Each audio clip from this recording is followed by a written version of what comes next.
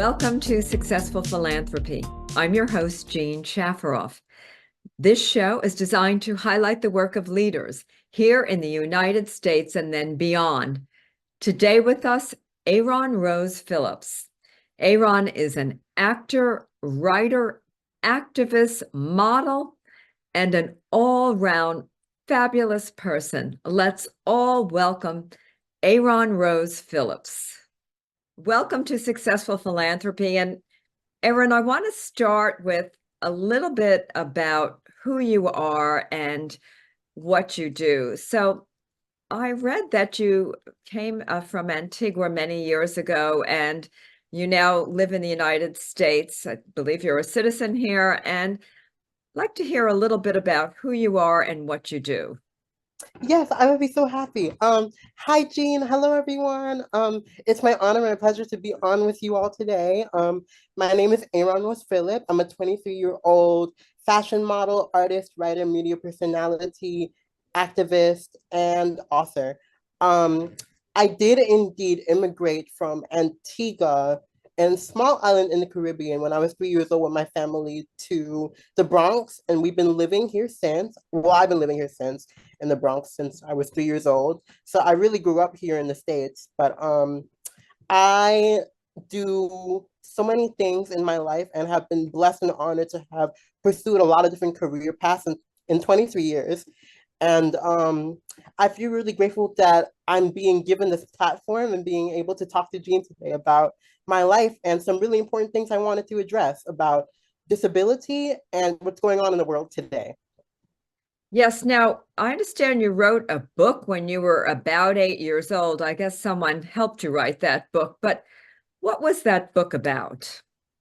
I have written two books in my life thus far. I've been honored and lucky enough to have the esteemed pleasure of writing two books. The first book I wrote was a book called Tanda, which was a storybook crowdfunded on Kickstarter by many people who saw my potential as a young disabled person wanting to create a change in the world. Tanda was a story about a little boy who had wheels on his feet in a town of people who only had legs. And so he was ostracized from the society around him, which is a direct parallel to our world in which many disabled people who use mobility aids or wheelchairs can feel like they're the only one out of people who are very able-bodied. I decided to put a spin on that narrative completely in my story. And we have this character who has wheels in a world of people who has only well, actually, yes, we have a character of someone that has wheels on his feet, and he's the only one in a society of people who ostracize him because he's different. And so one day there is a volcano that erupts that's candy and toffee and like caramel. And so he is the only person that can save his town because of his special ability. And that was the story that I created. And it was very well received when I made it, and it was fully crowdfunded. And so I was lucky and blessed enough to have made my own book at that time. And that was a huge accomplishment because I was a young person from Antigua and the Bronx, but I was very driven and I was very aware of my experience at a young age. And that really informed this book that I made at that time. And then you wrote a second book, which is available on, I think you said Amazon. And what's the name of that book Yes. and what's that about? So the second book that I wrote is a more mainstream like book. Like it was pushed that way. It was written under HarperCollins, which is one of the most major book publishers in the world. And I wrote that book, and it's called This Kid Can Fly. It's about ability, not disability. And that book is actually just straight up a memoir about my life growing up as a young child with a disability in the States, having immigrated from Antigua. My disability is cerebral palsy. And for those who are unfamiliar with cerebral palsy, it is categorized as a group of movement disorders that really affect, someone's general movement. So in my specific case, having cerebral palsy for me means that I am weak all along the whole left side of my body, and I'm unable to walk. Cerebral palsy comes from the brain, hence the word cerebral, which means in the brain. So the left side of my brain is affected by my disability. And it's been something that I've had to deal with my whole life and will always deal with.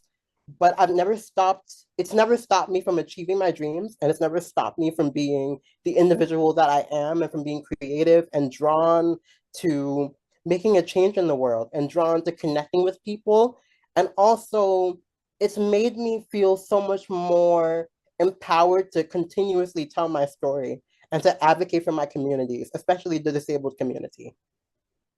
Now you model, and I understand there's even a prototype of you at the Met Museum, or there was in an exhibit, and I find that wonderful and very, very important. Tell us a little bit about that exhibit and then your modeling. Thank you so much for saying that, Jean. That was a really wonderful project that I had the beyond honor of being a part of. This year, the Metropolitan Museum of Arts had an exhibition called Women Dressing Women, where they featured hundreds of female designers in this exhibit who were previously, their stories of what they created as, designers as women in the fashion industry were ignored. And so the Met decided to have this wonderful exhibition highlighting several female designers who have made a change in the fashion industry through their work.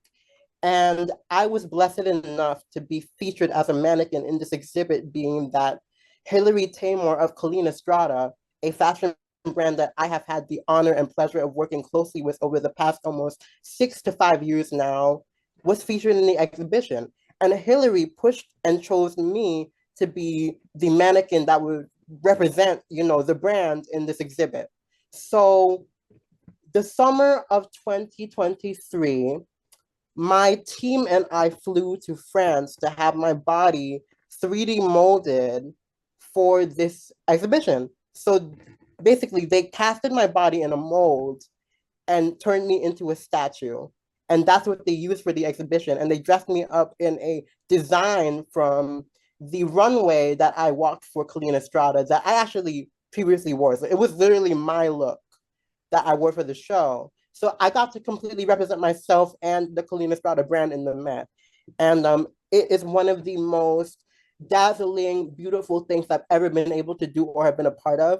And I'm so indebted to the Met and Colleen Estrada for believing in me for that opportunity, because that's really major. And I feel as if it has set a new precedent and a new kind of level for what disabled people are capable of and what they should be capable of and how we should be seen and perceived in society. Yes, now, before we go into your activism work, I wanted to also mention and hear a little bit about the fact that you were on the cover of the British Vogue, and I think that's just wonderful. And you must have been thrilled to death to be the cover girl of British Vogue, because that's not an easy thing to become. Thank you so much for saying that, Jean. It was definitely one of the biggest honors of my life to be featured on the May 23 cover of British Vogue, the May 2023 cover of British Vogue. I was one of the several cover stars of that. And to have that happen in my life after the work that my team and I have put into my career and the work that I personally have put into showing that disabled people are capable of existing in the fashion industry and contributing meaningfully to the fashion industry, it really meant more than a lot to me. It really proved that dreams do come true if you work hard and are consistent towards your dreams and towards your aspirations. And also, it goes to show that disabled people are normal members of society as long as you accommodate us. We are normal members of society. We love fashion. We enjoy fashion. We contain beauty. We contain multitudes of beauty and multitudes of opinions and valuable perspectives that can be illuminated by the support of the able-bodied people in the world. As long as you accommodate disabled people, we're capable of anything else that anybody can do. And that cover really goes to show. So it is one of the biggest and proudest moments of my life to this day. And I'm always indebted and thankful to Edward Enningful for believing in me, and Sinead Burke for her work as a disability activist, for her work in pushing for these covers, as she is a contributing member to the British Vogue team. She really pushed for this series as a disabled person. So I'm so grateful to her. I have a lot of gratitude for this opportunity, and it really changed my life. And it's wonderful, and I think very important because you are, just like anyone else, a member of society and an important member, and you are doing a lot to help others. Now, speaking of helping others, you as a disabled person, you mentioned to me that you've gotten very involved in some activism work, and I think it's important to explain to our audience exactly what that work is and why it is so important. Yes, Jean, indeed. So throughout my life, I've been kind of going back and forth with the idea of me being an activist, being that I always thought that there were activists who were doing more immediate work than I ever did, who were on the front lines marching and stuff like that. So it was hard for me to call myself an activist until pretty recently in my life, probably over the past couple of years. But I accept being an activist because I care deeply for my community. I care for our rights. I care for our equity in society as disabled people, being that we have been ignored and pushed to the sidelines as a group of people in the world. I care about that not being something that's going on. I care about that being rectified and fixed. And I care about advocating for my community in a big, meaningful way. So I am an activist. And recently, an example of activism that I have taken up is that I recently made a petition on change.org about Lyft and Ubers and accessibility issues and equity issues concerning disabled riders and users of their app, being that there is currently a big issue going on with disabled people being able to travel in and out of the city. And it's really concerning because of the fact that the issue at hand is very repressing to disabled people, being that it allows you as a person to leave the city, but you cannot come back safely using the same service, whether it's Uber or Lyft, to return. And that's really concerning, being that you're basically left stranded by those apps if you use them to go a local distance, which is, for example, New Jersey or Long Island, which is not at all far from New York City. So this is something that I personally experienced myself, where I had taken an Uber and Lyft to New Jersey, and it was fine getting there. But when I needed to come back to where I live in the Bronx, it was not possible. And That almost that makes it made me feel impossible to go real. anywhere because if you take a ride on an Uber or or a Lyft to get somewhere and you don't know how you're getting home, well, you may not be able to go in the first place because of fear of not being able to get home. And well, that has to change. And I Precisely. It's think fear mongering, and it's very oppressive, and it's illogical as well, because how is it that the app can offer you the service to get to somewhere but not back just because you have a disability? It doesn't even make sense. It's not okay. And so that's why I made the petition in the first place. well, that's discrimination, and as far as I can see, and discrimination against disabled people or anyone should not be allowed in this country or beyond. Now, as a disabled person, do you find that it's more difficult to get a job? Do you think that there's equity in the job place, or do you think that there's no equity? And what can we do about it? Do we need, I believe we probably need to have legislation passed in this state and then in the country that ensures that disabled people have the same rights and equality in the workplace, for sure. And have you experienced this, or what are your thoughts on this? Thank you so much for asking, Jean. Honestly, I'm going to start with saying that disability rights have come such a long way than they ever have before in American society. We have come such a far way in what disabled people can do and what's capable for us. It has changed so much and so positively, being that at a point in our society, there were no rights and no protections for disabled people at all. So we are grateful as a community, disabled people, that that has changed as it has for us. But what I will say on this point is that it can always get better. It can always improve. I think that there is still a huge lack in equity and access of employment and jobs for disabled people in the workplace. Generally, I think that society itself is physically inaccessible to many disabled people. I myself struggle with going many, many places, or even taking the subway in New York City just to get from place to place, because there are only a few subway stations that have, fully running up and available elevators for disabled people. I, expressed that Uber and Lyft have an equity problem with how they transport disabled users that able-bodied people don't have to experience at all. Um, Buildings itself still have stairs and no ramps or elevators to accommodate disabled people. Generally in the city, it's becoming actually much bigger of a problem than it had been in the past, because now these amenities that are accessible to disabled people are considered as luxuries instead of as necessities. Um, so there's so many things that can be done to improve the equity of disabled people and our quality of life in society.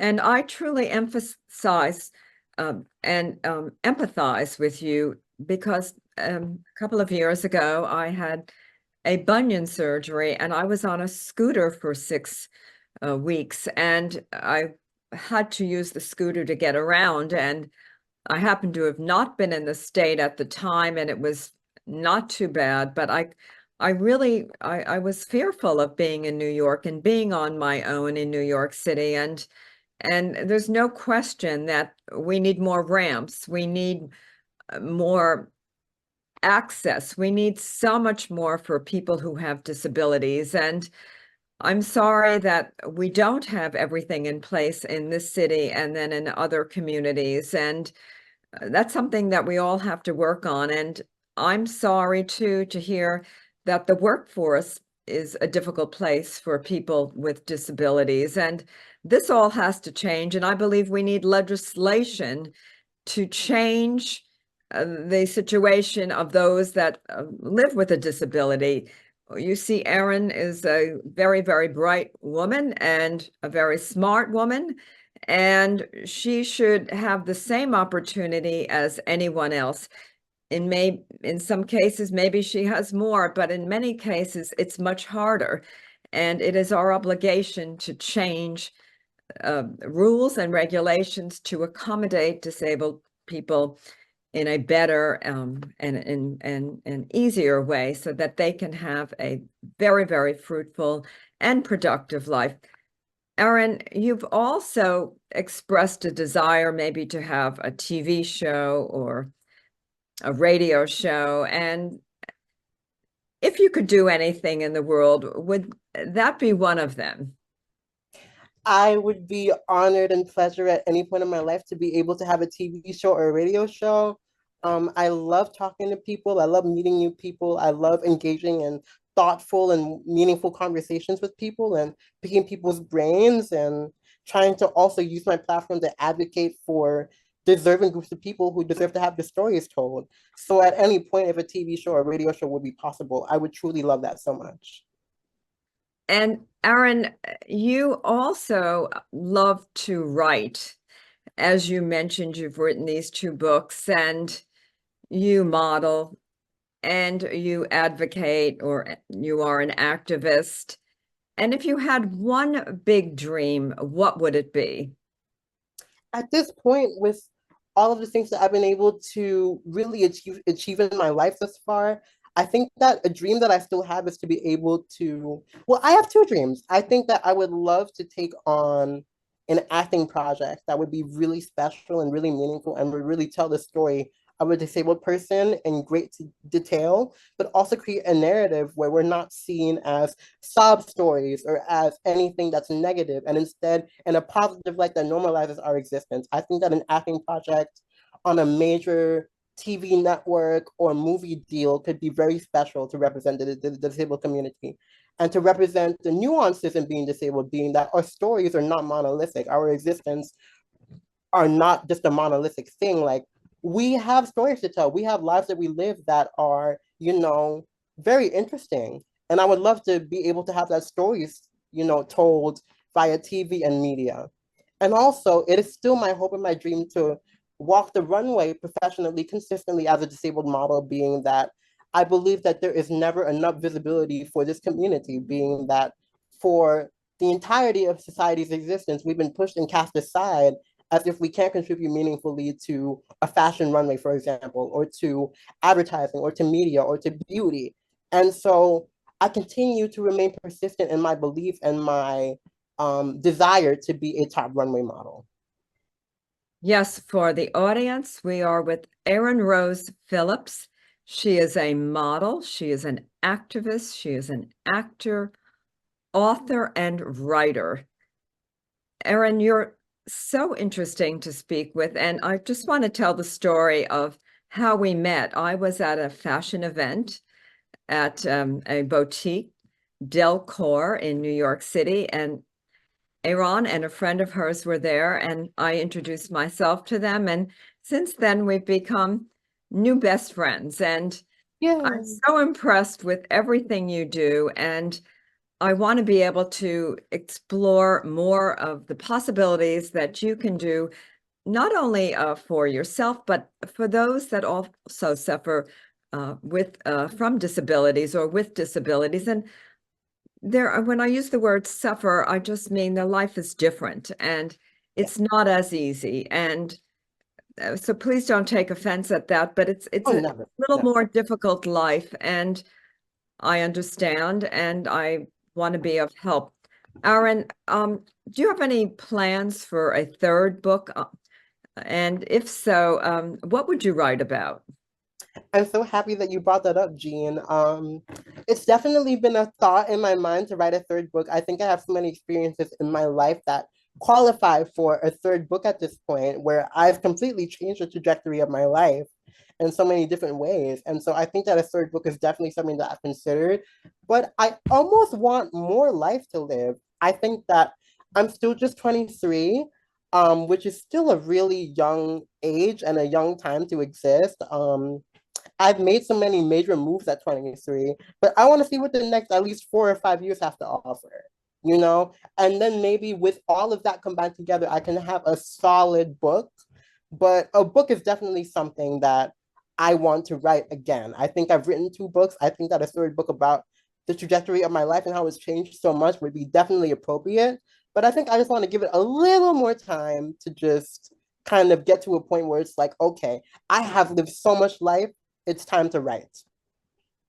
And I think we could all learn a lot from you.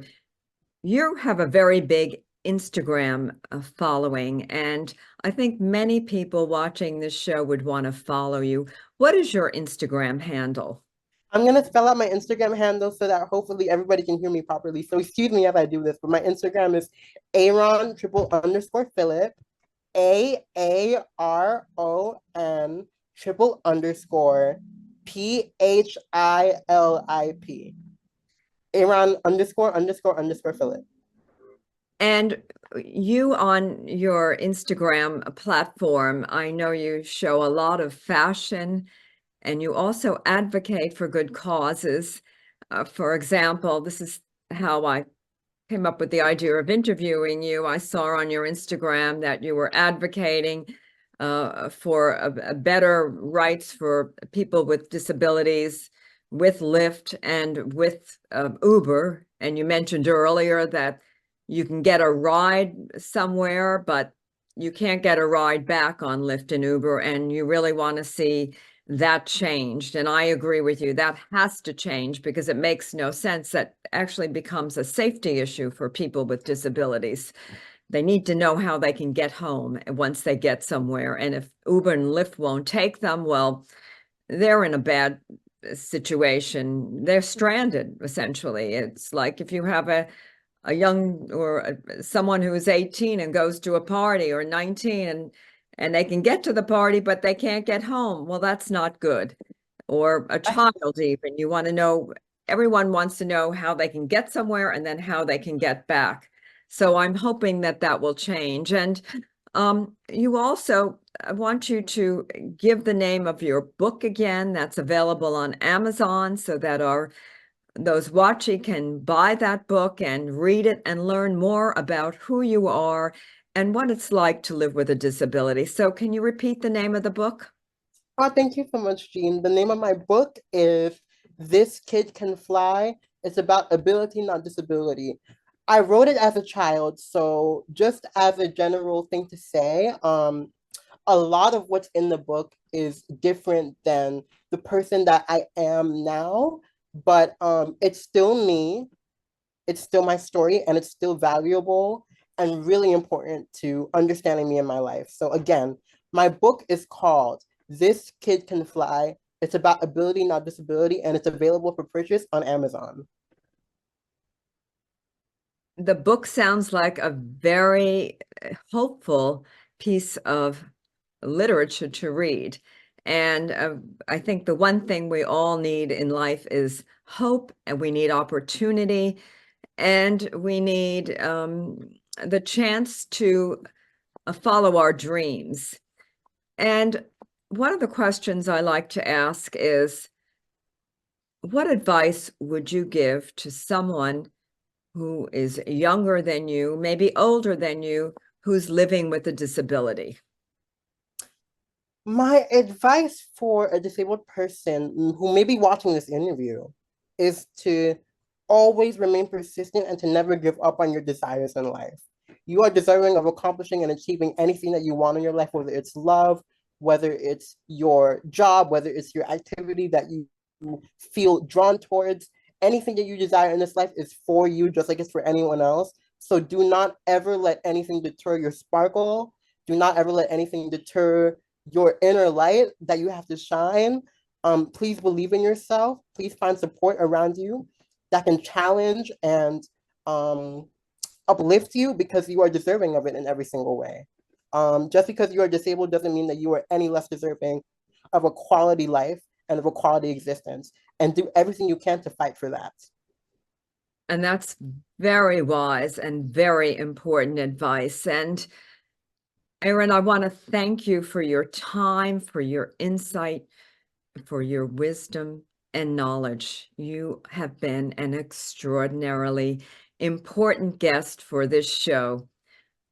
This concludes Successful Philanthropy. Our guest today, Aaron Rose Phillips. She is an activist. She's an author, model, actor, and writer. I'm Jean Shafroff, your host. I'll see you next week. Thank you, everyone. Thank you, Jean, so much for having me. Bye, everyone.